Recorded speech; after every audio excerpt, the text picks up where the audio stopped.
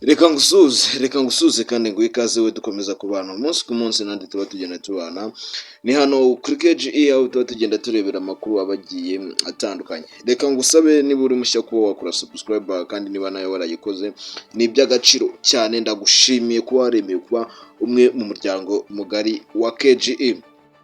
Ushobora kuba wadukurikira kuri social media zigiye zitandukanye, YouTube, Facebook na TikTok, hose tuba tugiye twitwa KGE, na Facebook turahabaye cyane ni KGE. Ushobora kuba wahanyarukira ukahadusanga ukaba wagenda ukora subscribe n'ahandi ukagenda ukora flow. Inkuru zigezweho muri aka kanya tugiye kuba tugenda turebera hamwe ni inkuru ibabaje kuri bamwe mu bafana w'uyu muhanzi, bamwe mu bakunzi bayo.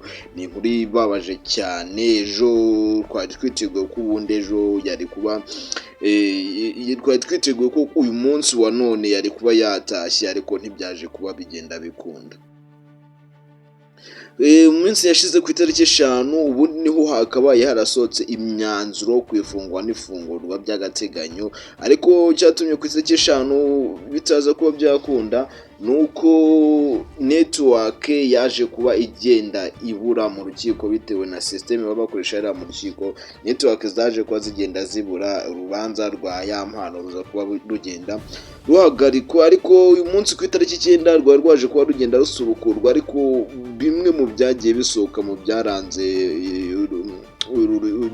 byavuye mu rukiko uyu munsi ni bimwe mu bintu bitigeze bishimisha cyane bamwe mu bakunzi b'uyu Yampano. Ni ibintu nyine byababaje ko ibyo bari biteze bari buze kubona sibyo babonye uyu munsi. Tugiye kuba tubigarukaho turebe uko byagenze, turebe ibyavuyemo, ese ubundi byagenze bite, yatashye ntiyatashye, byagenze bite. Reka tubinyuremo turebe. Uwalizagwira Florien, umuhanzi wamamaye nka Yampano, yakatiwe iminsi 30 y'agateganyo nyuma y'uko urukiko rusanze ibyaha bitatu mu byaha 6 yakekwagaho bifitiwe ibimenyetso bifatika mu rubanza rwasomwe kuri uyu wa 9 Kamena 2026 urukiko rw'ibanze rwa Kicukiro. Yego basanze hari ibyaha 3 bifite ibimenyetso byaje gutuma nyina agenda akatirwa iriya minsi, biza kuba bigenda bisiba amayira yuko yari kuba asohotse agakomeza gukurikiranwa n'urukiko ari hanze, ariko ibyo byaha 3 bifitiwe n'ibimenyetso byaje kuba bigenda bisiba amayira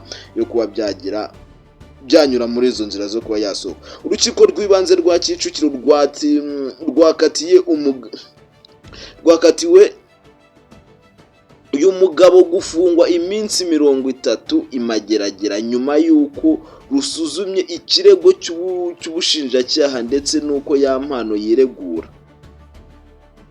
Impamvu urukiko rwashingiyeho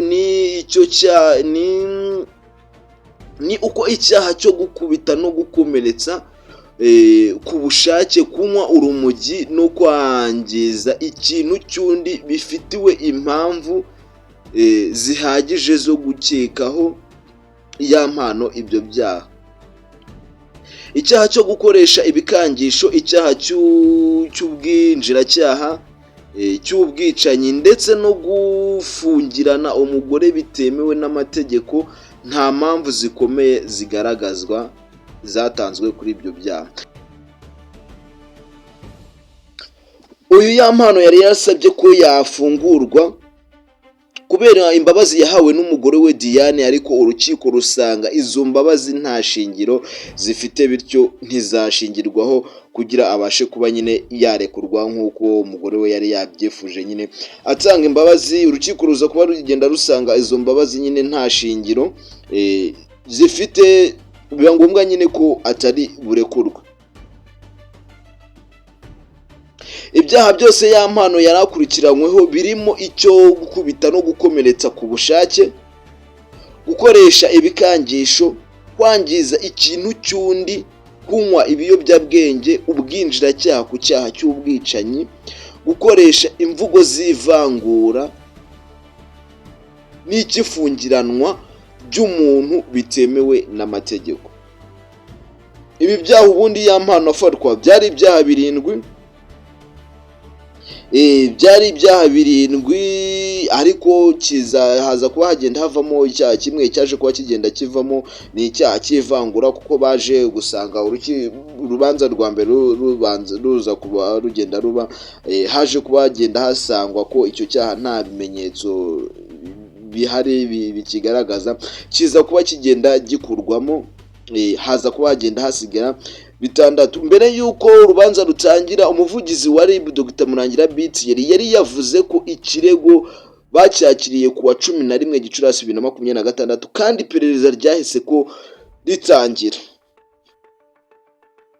Ku ikubitiro byagaragaje ko mu bihe bitandukanye ya mpano yagiye akubita uwo yita umugore we, ariko bakabana batarasezeranye, ndetse akamena na telefone ze, ndetse yamara gukora ibyo byaha byose agahita amufungirana mu nzu kugira ngo atagira aho yaba ajya kumurega, agahita agafungirana nyine umugore we kugira umugore we atabasha kuba yagenda ajya kumurega. Iperereza ryagaragaje ko kandi ya mpano yakubise uwo yitaga umugore we akamuruma izuru, ndetse akagerekaho amagambo mabi cyane agaragaza ivangura. Ibyo byose akaba yarabikoraga amaze kunywa ibiyobyabwenge. Ibyo biyobyabwenge yabaga agenda anywa ni ikiyobyabwenge cy'urumogi, dore ko nawe yivugiye mu rukiko, yivugiye ko icyo kiyobyabwenge yatangiye kukinywa kera yiga high school, kandi icyo kiyobyabwenge yari yaratangiye gufata inzira zo kwijyana muri rehab,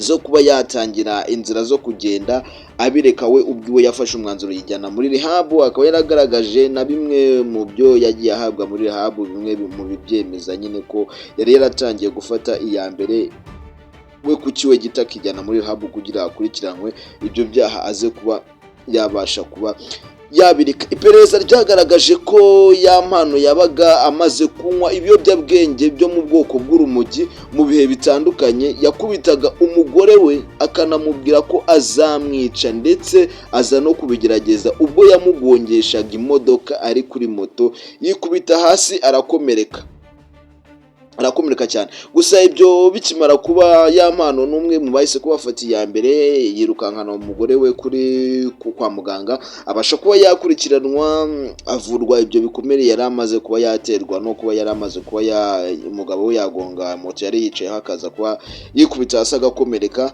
Yaje kuba agenda afata iya mbere nyine, amujyana kwa muganga, aza kuba yavurwa arakurikirwa.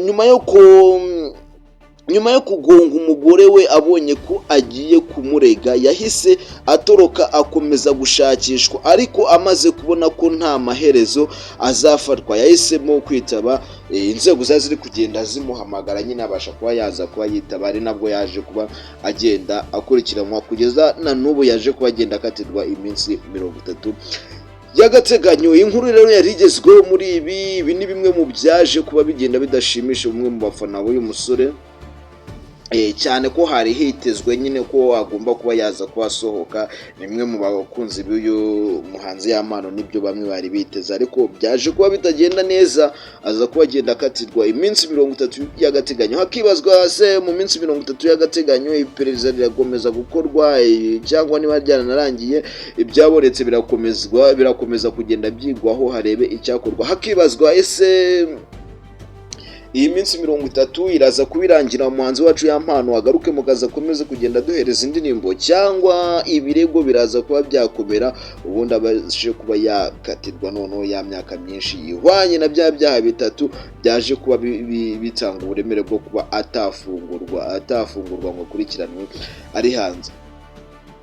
Ibyaha byose akurikiranyweho bifite itegeko ribihana, itegeko ribihana. Reka dutegereze ibyaha nibiramuka bimuhamye bakabona ko akwiye guhana, bazareba uburemere bw'ibyaha yakoze, barebe n'amategeko agenda bihana, ubundi akatirwe. Reka dutegereze turebe ikizava muri ibi ngibi. Gusa we wari umufana we nyine no gushyira amavi hasi ukamusengera, ukarebaho ibi ngibi bigenda byerekera ko ntabwo nyine ari ibintu byoroshye, nawe urabyiyumvira. Reka rero tubihanga amaso turebe aho bigenda byerekera. Reka ngushimire rero we warufashe kanya tukabana muri iyi nkuru. Ndagusaba ko wagenda kuri YouTube channel aho uri kurebera iyi nkuru, ukaba wakora subscribe, Facebook, TikTok, Instagram, ugakora follow, ubundi tukajya dukomeza kubana umunsi ku munsi kuri izo social media zose tugiye kwitwa KGE urajya muri search nubyandikamo urahita ko utubona tuza turabambira ubundi ugakanda kuri follow cyangwa subscribe ubundi tukajya dukomeza kubana umunsi ku munsi. Reka ngushimire wowe ufashe umwanya wawe tukabana muri iyi nkuru, ni iby'agaciro cyane.